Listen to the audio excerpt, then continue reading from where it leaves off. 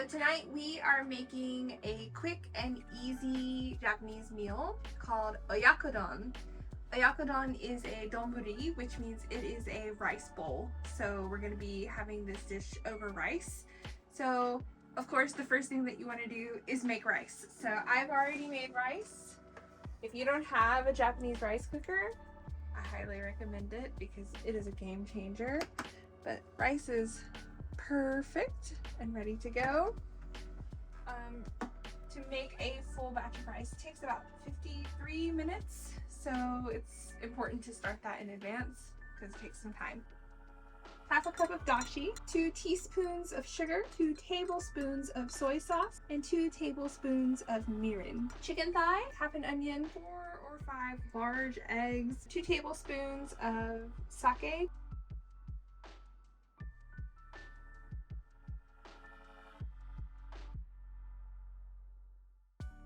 Okay, I have prepared everything. I have terrible knife skills for somebody who cooks as much as I do, so I went ahead and just prepared everything. So we have chicken thigh, and you want to thinly slice this. Onion, this is half an onion, again thinly sliced. Our dashi, which is going to be basically the seasoning for this dish. It is half a cup of dashi. You can use a pre-made dashi, or you can use these dashi granules. You only need half a cup, so I would only use maybe half a pack of one of these. Comes in a little pack like this. You should be able to find these at a Japanese or Asian supermarket. This is a very, very common base for Japanese dishes.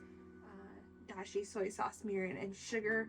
Sometimes it's honey, sometimes it's brown sugar, but that's a very common base for Japanese foods. You need 2 tablespoons of sake, cooking sake. I'm sure any sake would do, but specifically cooking sake. We're gonna actually pour this over the chicken thighs and let that marinate for just a while. Only like 5 or 10 minutes is fine. In a bowl, you want to crack 4 or 5 large eggs. My eggs were not so large, so I just went ahead and did 5. And what you want to do with these, you want to kind of just separate the egg white. You don't want to scramble this, okay? We're not stirring the white and the yolks together. If the yolk breaks, that's totally fine. And if they don't break, just go ahead and give them a little help. But again, we're just kind of separating the egg white, so when we pour this out of the bowl into the skillet, the egg white doesn't all just pour out at once. Okay. Kind of cutting the egg white, for lack of a better term. If you mess up this part and you just kind of end up with like scrambled egg, that's fine too. It doesn't really matter. This is just the correct way to do it. So correct way to do this is to make 1 serving at a time. If you want to use a medium-sized saucepan and make 2 servings at a time, that's fine too. I like to do 1 at a time because I think it's easier. You want to use a pretty big bowl for this dish. In Japan, these are pretty easy to find. We use these for ramen and for rice bowl meals, so you want something about this size. You're going to start with a cold skillet. You want to add a layer of onion, not too thick, just like 1 even layer here. So again, it doesn't have to be perfect. You just don't want it to be too tall because you are going to put the chicken on top of this. Once you have added your onion, you're going to add half of the seasoning. And this is for 2 servings, so you're only going to pour half of this into the skillet. Remember, we're making 1 serving at a time.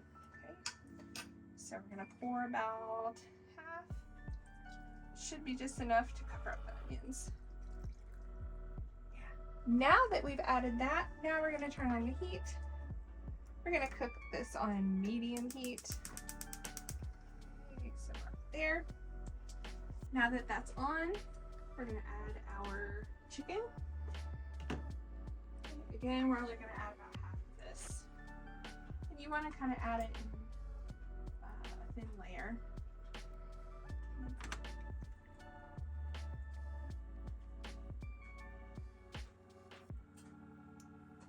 Okay, this is probably like maybe a little too much chicken, but since I have so much, we're just gonna go for it.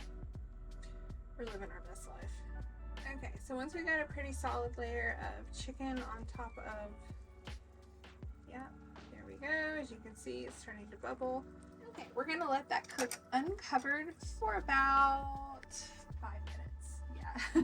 So about halfway through cooking, you wanna just kind of flip the chicken over. Actually, I'm glad I put as much chicken in here as I did because there's still quite a bit of the seasoning, the dashi mixture. But yeah, about 5 minutes or until the chicken is no longer pink. Because salmonella is bad. Nobody wants that. It smells so good. This is one of the recipes that I learned how to make during the pandemic. Like if I've got to be at home all the time, I'm gonna do something productive, so I learned how to make a bunch of Japanese food. And that's really been a valuable skill because groceries are so expensive now that it's way more cost effective to cook Japanese meals with Japanese ingredients because they're so much cheaper than trying to buy import ingredients from home. Okay, there we go. So we're gonna let that go another probably 2 minutes and then we'll be ready to add our egg. So the last step to this is adding the egg. I'm gonna try to heat down just a smidge. So the goal here is to add the egg without overcooking it because it is actually safe to eat raw egg in Japan. Now, obviously, if you live in a country where it's not safe to eat raw egg, then don't. I feel like that goes without saying, just don't. But, yeah, here it's okay. We actually kind of prefer it that way. So once it's in here, we're just gonna kind of spread it around and let it cook.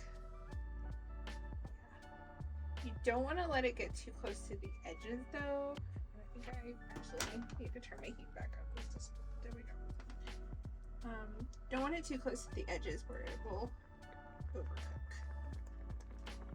Yeah.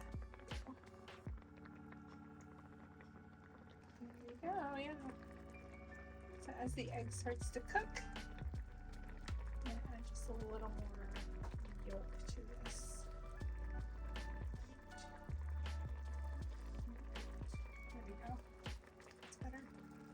3 hours later. If it is getting close to the edge, then just kind of try to pull it away.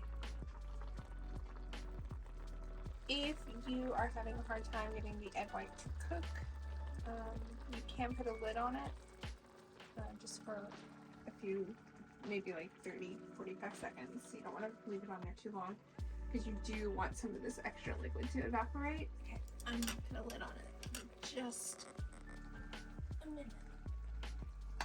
Okay. Rice ready. Of course, you can add as much rice as you like.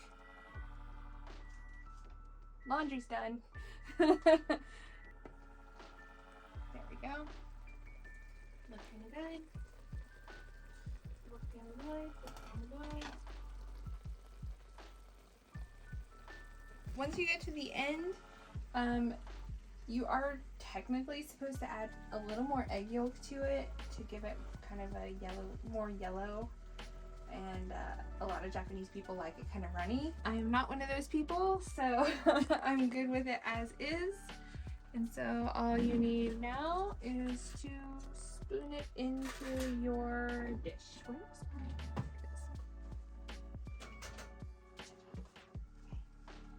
So we're just gonna spoon it like so onto our rice. looks great. This is one of my favorite Japanese dishes, actually.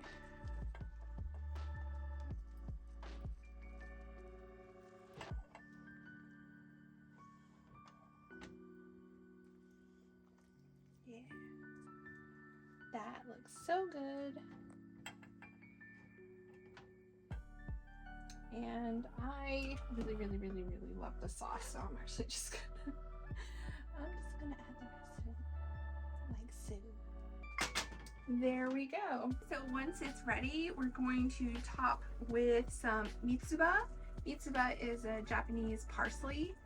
If you don't have access to mitsuba, then of course regular parsley will be fine, but I do recommend fresh over dried. And then the other ingredient is shichimi. This is like 7 flavor seasoning. Again, you can get this from any Japanese market or Asian supermarket.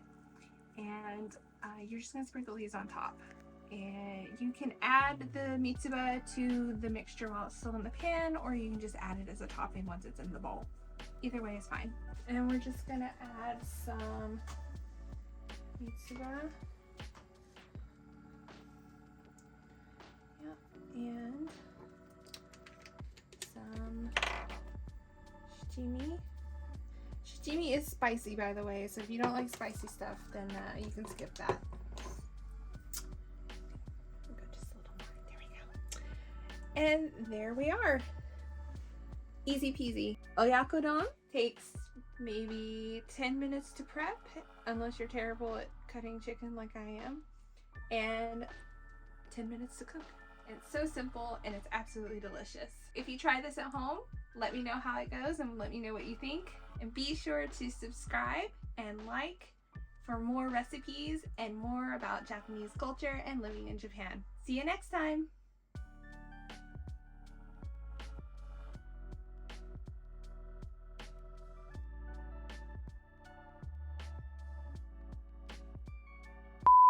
Okonomiyaki.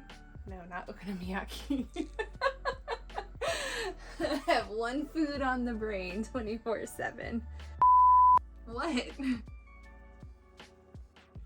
Is it pertinent that you film me drinking this alcohol-free beer? Ooh, this one doesn't taste very good.